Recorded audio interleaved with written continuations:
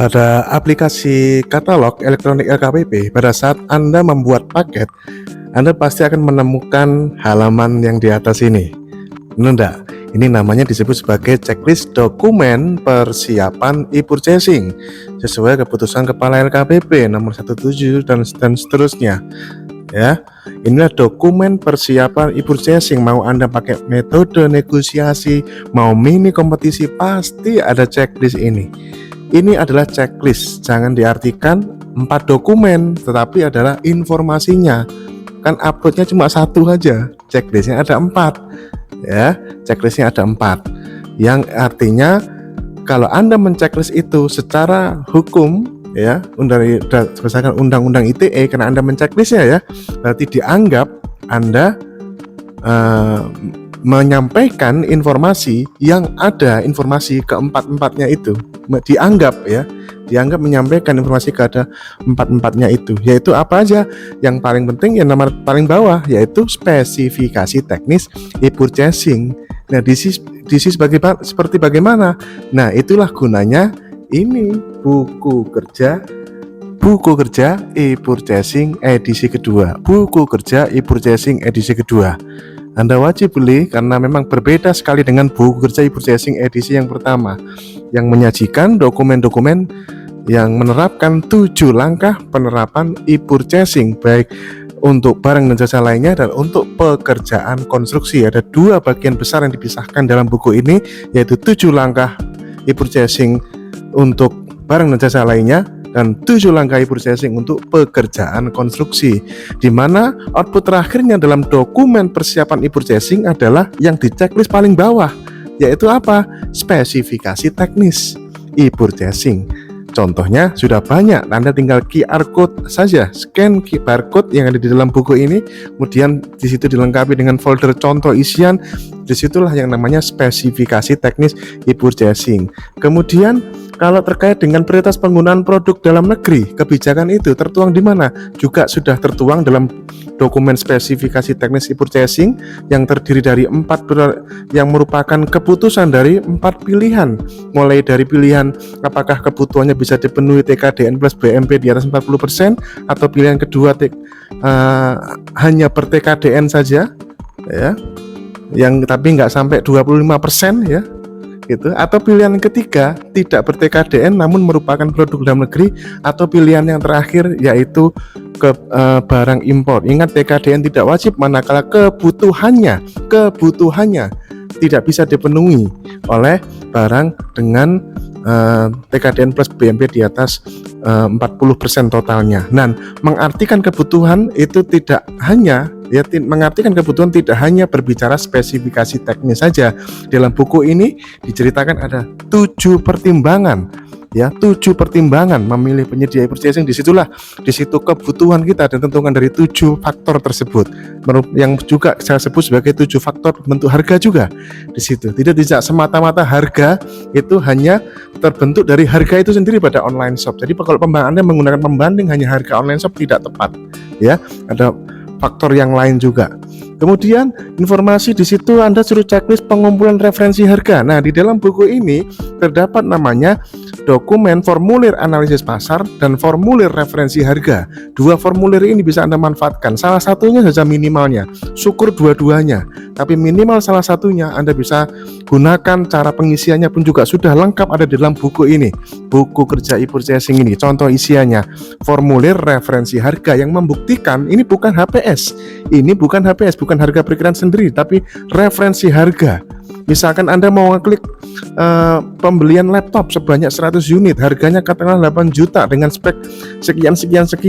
Di situ Anda harus bisa membuktikan bahwa harga itu merupakan referensi dari ini. Dan referensi bisa dari macam-macam, ya, bisa dari macam-macam. Sumbernya banyak sekali. Dengan kecanggihan teknologi artificial intelligence sangat tidak sulit, dan di dalam buku ini diajarkan bagaimana menyusun formulir referensi harga secara resmi sebelum kita melakukan klik, ya. Jadi itu bagian yang diupload jadi satu di dalam unggah file dokumen persiapan tersebut. Kemudian bagian yang paling atas adalah prioritas penggunaan produk dari penyedia usaha kecil serta koperasi, ya. Jadi itu juga untuk fungsinya, ya. Fungsi dari ini adalah memastikan terutama adalah memastikan bahwa pelaku usaha yang kita akan pilih merupakan setidak-tidaknya adalah real pelaku usaha, bukan broker, bukan calo, ya. Mayoritas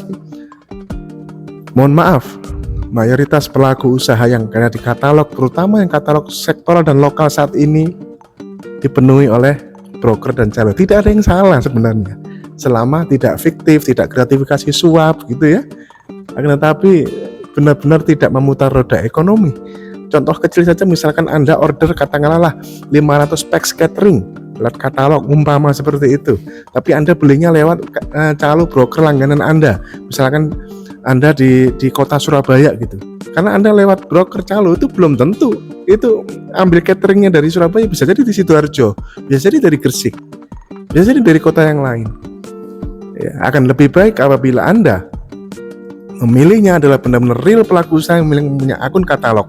Kalau belum punya akun katalog, maka itulah tugas pemerintah hadir di situ untuk didaftarkan, untuk dirayu supaya mereka mau untuk bisa bertransaksi dengan pemerintah.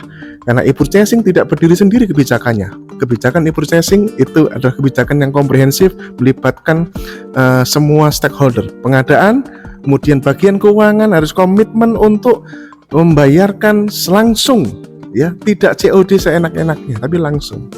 Itulah ya 4 informasi yang harus termaktub dalam dokumen persiapan e-purchasing dijadiin satu. Yaitu kesimpulannya apa aja? Yang pasti adalah spesifikasi teknis, kemudian referensi harga.